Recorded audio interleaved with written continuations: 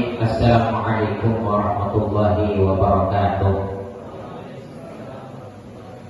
Alhamdulillahilladzi 'allama bil qalam 'allama al-insana ma lam ya'lam. Asyhadu an la ilaha illallah wahdahu la syarika lah wa asyhadu anna sayyidana Muhammadan abduhu wa rasuluhu la nabiyya ba'dah. Allahumma shalli ala sayyidina Muhammadin wa ala alihi wa ashabihi ajma'in. Amma ba'du. Jemaah tarawih yang insyaallah dimuliakan dan dirahmati oleh Allah Subhanahu wa taala. Menuntut ilmu itu sekarang itu mudah sekali. Bisa lewat HP, lewat media online, bisa nonton YouTube. Namun jangan karena mudahnya kita belajar ilmu pengetahuan kemudian meninggalkan namanya majelis ilmu.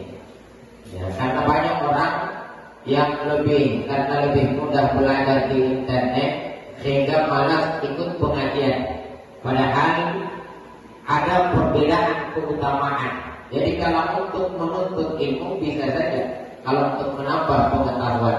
Tapi untuk mengambil berkah, keberkahannya ilmu, maka itu ada di majelis ilmu.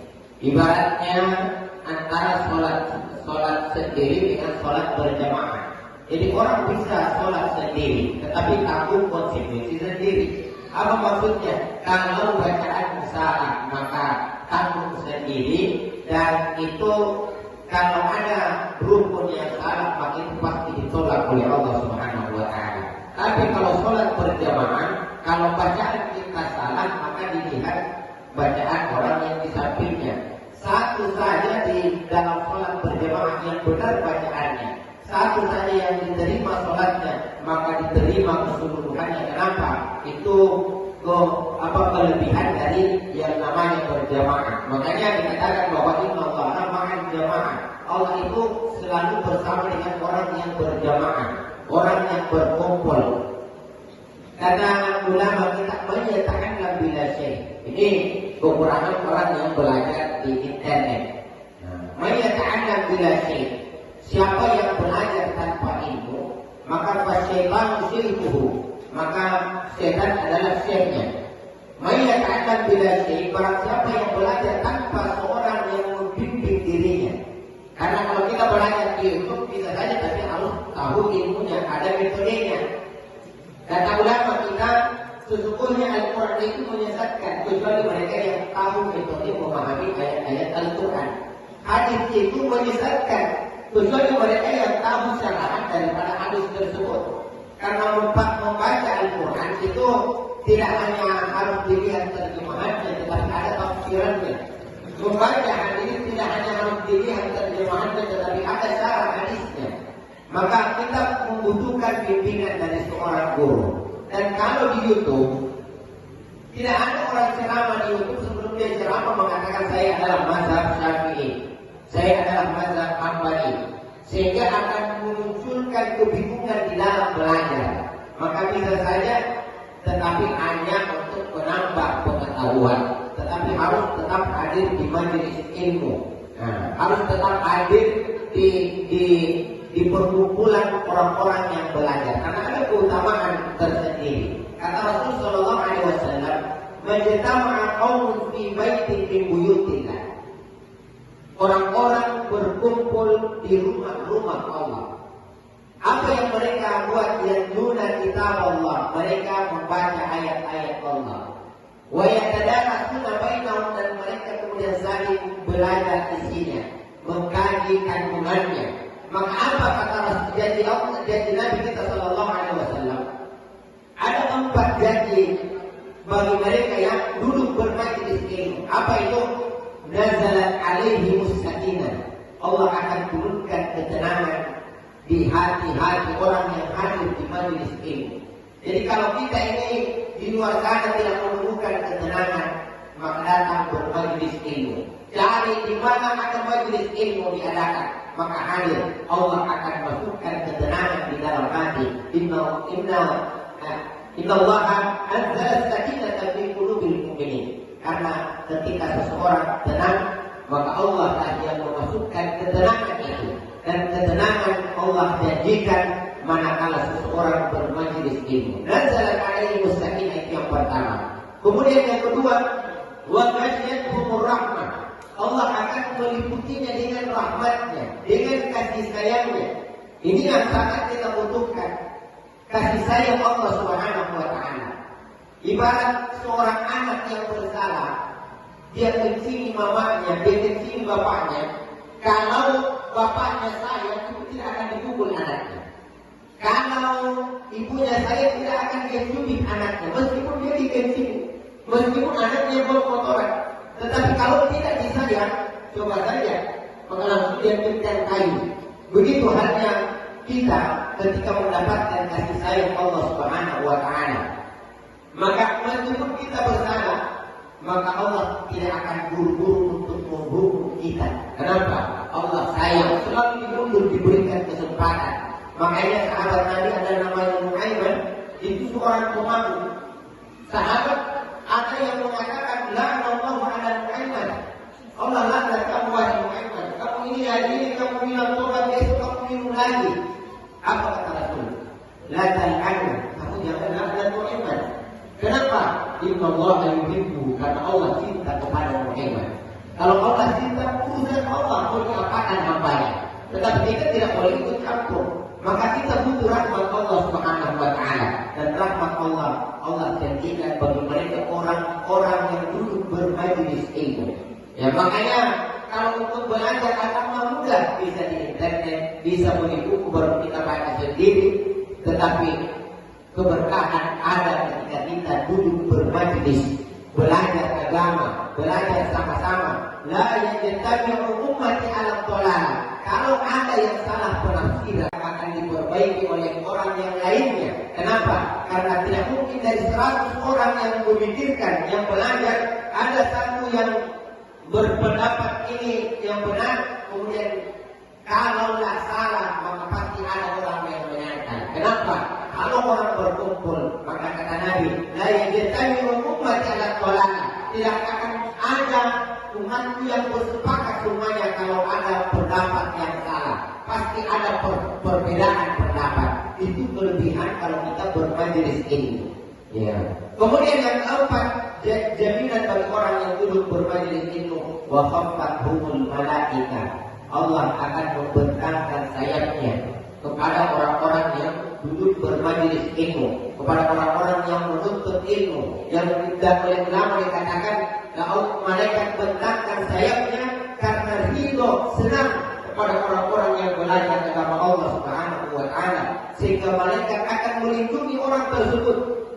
Jadi orang yang menuntut ilmu akan selalu dilindungi oleh malaikatnya Allah Subhanahu wa ta'ala. Bahkan dalam doa yang dikatakan, tidaklah seseorang keluar dari rumahnya dengan niat menuntut ilmu, mereka ikan-ikan di laut semuanya. Berapa banyak ikan di laut, mungkin miliaran bahkan triliunan, dan mereka semua beristighfar untuk mereka yang niatnya untuk menuntut agama Allah Subhanahu wa ta'ala. Kemudian yang terakhir, wa dzakarahumullahu fiman indah. Allah sangat bangga kepada umatnya yang duduk bersama-sama, berzikir, belajar untuk menegakkan agama Allah Subhanahu wa ta'ala. Karena dulu Allah Subhanahu wa ta'ala ketika menciptakan manusia itu diprotes oleh malaikat. Wa qala rabbuka lil malaikati inni ja'ilun fil ardi khalifah. Wahai malaikat, saya akan ciptakan manusia. Apa kata malaikat? Qalu ataj'alu fiha wa yufsidu fiha wa yasfiku dima. Ya Allah, kenapa Engkau harus ciptakan manusia? Padahal mereka itu rakus, mereka itu akan saling berbunuh-bunuhan, mereka akan saling berbantah-bantahan, mereka hanya akan saling menyakiti, mengacaukan dunia, kata malaikat. Tetapi begitu orang berkumpul, apa kata Allah? Wahai malaikatku, lihat arwahku. Yang dulu kalian protes, tetapi mereka sekarang duduk berkelompok-kelompok, bermajlis untuk apa? Untuk belajar agama kata Allah Subhanahu wa ta'ala, untuk belajar Islam. Jadi Allah akan membangga-banggakannya. Siapa yang hadir di majlis itu, maka Allah akan menyebut namanya di hadapan para malaikatnya yang beriman kepada Allah Subhanahu wa ta'ala. Makanya dulu keadaan kata Nabi, kamu duduk sejenak di majlis ilmu. duduk sejenak, belajar agama Allah. Entah 5 menit, 10 menit, 7 menit, 1 jam. Khairun min alfi raka'ah, lebih baik daripada sholat sunat 1000 rakaat. Itulah makanya ulama kita merayakan sholat tarawih. Di Qabliyah tarawih itu ada ceramah Ramadan, ada ceramah tarawih. Coba datang ke Arab. Coba kita naik umrah di bulan Ramadan. Orang kalau pergi umrah tidak ada orang ceramah tarawih di Mekah. Tidak ada orang ceramah tarawih di masjid yang ada di Mekah, di Madinah. Kenapa? Mereka cukup dengan sholat tarawihnya. Kalau kita, apa kata Rasul Sallallahu Alaihi Wasallam? As-salatu, ya sholat di masjid satu rakaat di masjid itu kata Nabi, di Masjid Nabawi lebih apa? Nilainya 1000 rakaat dibanding dengan bima siwahu di masjid-masjid di luar dari Masjid Nabawi, dari Masjidil Haram. Jadi nanti 1000 rakaat kita di masjid ini baru sama nilainya 1 rakaat di Masjid Nabawi. Ya. Jadi perbedaannya jauh sekali. Nah kalau kita mau masuk surga berat. Kenapa? Kalau berat dikatakan orang masuk surga itu tidak banyak. Makanya jangan heran ketika orang dia ada sholat dia mau sholat. Dia usah pusing, memang penduduk neraka surga itu sedikit kata Nabi. Kata Allah, qalilun minal awwalin wa qalilun minal akhirin. Penduduk surga itu hanya sedikit yang dipilih dari umat-umat terdahulu dan sedikit dari umat-umat belakangan. Makanya jangan heran kalau ada orang baik orang yang tidak sholat daripada yang sholat. Justru kita akan heran kalau semua orang sholat. Kenapa? Karena Al-Quran mengatakan qalilun minal awwalin wa qalilun minal akhirin. Nah kalau yang masuk surga cuma sedikit, ditarik ke negeri Arab, Mekah, Madinah, maka mereka itu sudah memenuhi kota untuk masuk ke dalam surga. Maka ulama kita ini cerdas. Tidak mungkin kita bisa menimbang mereka kalau mengejar dengan sholat. Kenapa? 1 rakaat di Masjidil Haram, Masjid Nabawi, nanti 1000 rakaat di Masjid Al-Muqtar itu baru apa? Beda jauh. Itu di Masjid Nabawi. Tetapi di Masjidil Haram, 1 rakaat di Masjid Haram, nanti 100.000 rakaat di masjid kita ini baru sama nilainya dari sisi Allah. Jadi kita ini kalau mau hebat-hebat dan ibadah amal, tinggallah kita dari orang Mekah Madinah itu. Kenapa? Mereka ada Masjidil Haram, mereka ada Masjid Nabawi. Maka tidak perlu mereka ada ceramah tarawih. Mereka langsung saja. Maka kita ini ulama kerja. Bagaimana agar supaya bisa mengimbangi duduk sejenak sebelum sholat tarawih lebih baik daripada 1000 rakaat. Bukan dikatakan 1000 rakaat, tetapi lebih baik. Artinya bisa saja 100.000 rakaat, bisa saja 1 juta rakaat. Kenapa? Dalam riwayat Nabi selalu menyebut 1000. Ternyata kata ulama, sebenarnya angka 1000 itu adalah angka tertinggi di masa Nabi. Tidak ada di masa Nabi angka 1 juta, tidak ada angka 1 triliun. Nanti ada waktu itu yang disebut oleh Nabi, saking besarnya keutamaan duduk bermajelis ilmu, mendengarkan ayat-ayat Allah, mengkaji isinya.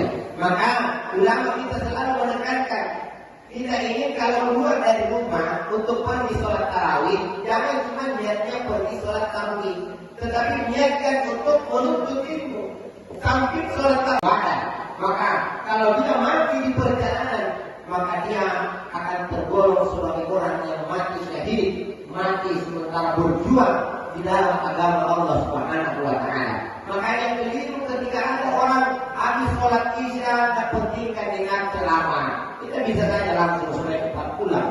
Tetapi ulama sudah menggunakan seluruh energinya untuk memikirkan bagaimana untuk menciptakan keseimbangan antara ibadah kita dengan orang-orang yang ada di Arab sana. Makanya kalau sholat tarawih di Masjid Nabawi dulu di masa Imam Malik, itu tarawihnya orang di Mekah di masa Imam Malik itu 20 rakaat. Tetapi orang yang ada di Madinah tidak mau kalah. Kenapa tidak mau kalah? Ya kalau jadi ada perbedaan rakaat antara Masjidil Haram dengan Masjid Nabawi. Masjid Haram itu 20 rakaat di masa itu. Di masa Imam Malik 20 rakaat. Tapi Imam Malik tinggal di Madinah. Maka di Madinah itu jumlah rakaatnya bukan 20 rakaat.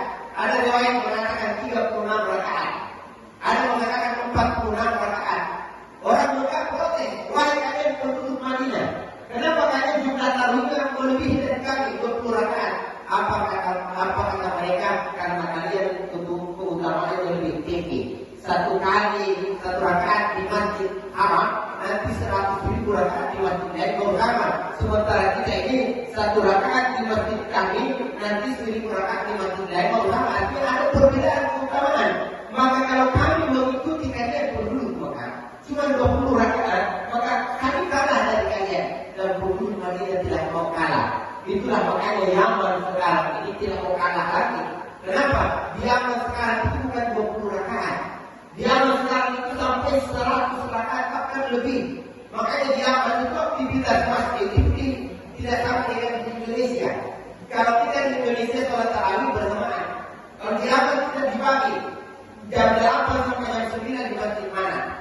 Kemudian masjid sebelahnya jam 9 sampai jam 10. Masjid sebelahnya jam 10 sampai jam 11 sampai subuh. Mereka sholat tarawih. Jadi 20 rakaat di masjid ini selesai, pindah lagi ke masjid berikutnya. Pindah lagi sampai paling kurang 100 rakaat dalam satu malam. Kenapa? Mereka tidak mau ketinggalan keutamaan dari orang-orang Mekah dan Madinah. Bagaimana dengan kita ini? Kita ini orang Indonesia malas-malas. Yang 20 rakaat, bid'ah. Yang betul itu 4 rakaat, 8 rakaat. Tidak, kalau malas. Makanya kata ulama sholat tarawih itu sebenarnya tidak ada jumlah yang tepat. Mau 2 rakaat bisa, mau 4 rakaat bisa. Makanya kalau takut kita ini kayak kelebihan sholat tarawih sama malam, tidak ada hubungannya dengan itu. Mau 4 rakaat bisa. Ya, tidak usah panjang-panjang bacanya supaya cepat pulang. Kalau mau cepat pulang sudah kamu ambil supaya 20 rakaat, 4 rakaat balik. Ya. Atau 6 rakaat kalau sudah puasa balik. Kenapa? Karena tidak ada ketentuan yang pasti berapa jumlah rakaat. Yang intinya sholat tarawih itu 2 rakaat, 2 rakaat. Ya. Ada juga yang mengatakan 4 rakaat, 4 rakaat. Makanya orang Muhammadiyah itu ada yang melaksanakan al-Qur'an ini 4-4-3. Ya. Kalau kita itu masna-masna sesuai dengan hadis Nabi, sholat malam itu masna-masna 2 rakaat, 2 rakaat. Ya. Ada yang malas-malas mengatakan 8 rakaat di masa Nabi tidak ada sholat malamnya Nabi lebih daripada 8 rakaat. Makanya kita sholat tarawih 8 rakaat saja. Sholat malamnya Nabi tidak ada yang melebihi 8 rakaat. Ya karena Nabi di masa Nabi kalau sholat malam Nabi itu 1 rakaat dibaca di majus. Ya, maka ulama ketika ditanya kenapa sholat malamnya Nabi tidak melebihi daripada 8 rakaat, jawaban ulama karena waktu tidak cukup. Ya, waktu yang tidak cukup adalah 100 rakaat maka 100 rakaat. Kenapa? 1 rakaatnya 5 juz. Maka belum habis 8 rakaat itu 8 rakaat habis waktu malam. Maka kita tidak mengatakan yang paling utama adalah 8 rakaat. Ya. Sudah 8 rakaat yang dibaca 1 ayat. Ikuti yang ada di Mekah. Ya. Oh di Mekah sekarang 8 rakaat itu sekarang dulu 20 rakaat juga. Ya, tapi jangan hanya ikuti rakaatnya, ikuti bacaannya. Orang di Mekah kalau 8 rakaat tetapi mereka 1 juz 1 rakaat 1 malam. Kalau kita di sini puluhan Anas baru mengatakan itulah yang paling utama. Perkara sholat tarawih oleh ulama sepakati bahwa tidak ada jumlah rakaat yang ditetapkan secara pasti. Intinya kalau yang berjalan secara rutinitas ada 8 rakaat, ada 20 rakaat, ada 36 rakaat, ada 46 rakaat, ada bahkan sahabat itu banyak jumlah rakaatnya dalam riwayat.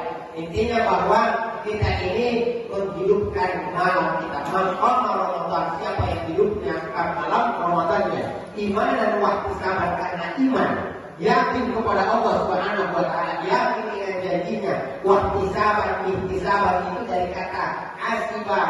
Ya asibah ya artinya pengharapan. Jadi bukan asibah. Kalau asibah menghitung. Jadi bukan menghitung aman, tetapi asibah pengharapan. Karena bahasa Arab itu ya mirip-mirip tetapi artinya beda. Hasibah artinya mengharap, kalau hasibah artinya menghitung. Ya, ihtisab artinya pengharapan. Kalau penghitungan itu bukan ihtisab. Ya, itu namanya dari kata hasibah yuhasabu. Dia dari kata fa'ala yufa'ilu fu'lanan. Berarti hasibah yuhasibu husbanan. Itu kalau perhitungan.